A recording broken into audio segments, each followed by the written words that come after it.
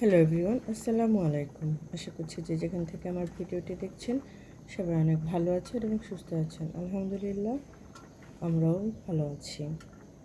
আজ আমি আপনাদের সঙ্গে তেলাপিয়া মাছ আমি কীভাবে রান্না করি সেটাই শেয়ার করব। তো প্রথমে আমি মাথা এবং লেজ খুব ভালোভাবে ধুয়ে পরিষ্কার করে নিলাম। তারপর একটি প্যানে আমি পর্যাপ্ত পরিমাণ তেল দিয়ে দিলাম। তেল দিয়ে আমি একটু আদা রসুন এবং পেঁয়াজগুলোটিকে খুব ভালোভাবে ভেজে নেব। যেহেতু এটা আমার ফাস্ট ফরওয়ার্ড দেওয়া, তাই হয়তো বোঝা যাচ্ছে না। আমি পেঁয়াজ এবং আদা রসুনটাকে খুব ভালোভাবে ভেজে নিয়েছি। যতক্ষণ পর্যন্ত পেঁয়াজ এবং আদা রসুন বাটা থেকে কাঁচা গন্ধটা দূর না হয় সে পর্যন্ত আমি এটাকে ভেজে নিয়েছি। তারপর একে একে আমি শুকনো উপকরণগুলো যেমন হলুদ, মরিচ, ধনিয়া এবং জিরার গুঁড়ো দিয়ে মশলাটাকে খুব ভালোভাবে এবং কষিয়ে নিলাম সামান্য পানি দিয়ে। এখন এই পানিটাকে আমি খুব ভালোভাবে জাল করে নেব যাতে মশলাগুলো খুব ভালোভাবে কষানো হয়ে যায়। মশলাগুলো কষানো হতে হতে আপনাদের কাছে আমার ছোট্ট একটি অনুরোধ, যারা এখনও আমার পেজটি ফলো করেনি তারা প্লিজ ফলো করে রাখবেন, এবং যারা এখনও আমার ইউটিউব চ্যানেলটি সাবস্ক্রাইব করে রাখেননি তারা প্লিজ সাবস্ক্রাইব করে রাখবেন। এই ফাঁকে আমি টমেটো দিয়ে দিয়েছি। টমেটোটাকেও আমি খুব ভালোভাবে কষিয়ে নিলাম।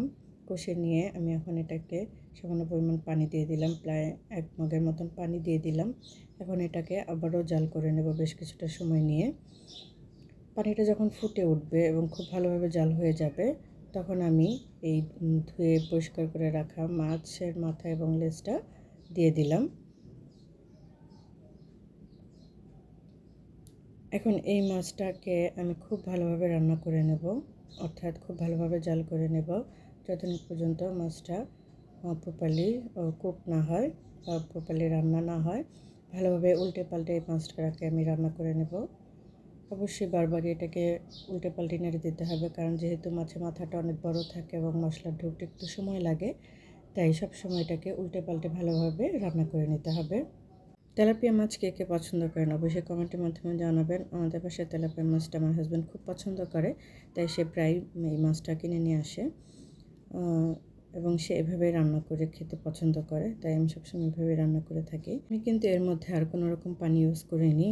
প্রথমে যে পানিটা দিয়েছিলাম সেই পানিটুকু দিয়েই বা সেই ঝোলটুকু দিয়ে আমি এই মাছটা রান্না কমপ্লিট করে ফেলবো। ভালোভাবে উল্টে পাল্টে আমি মাছটাকে রান্না করে নিচ্ছি। আর ঝোলটা যখন একদমই মাখো মাখো হয়ে আসবে, ঠিক সেই পর্যায়ে আমি এটাকে নামিয়ে ফেলবো। আপনারা অলরেডি দেখতেই পাচ্ছেন ঝোলটা অলরেডি শুকিয়ে এসেছে। আমি এখানে সামান্য পরিমাণ ধনিয়া পাতা এবং কাঁচামরিচ দিয়ে মাছটাকে নামিয়ে নিলাম। এই হচ্ছে আমার রান্নার ফাইনাল লুক।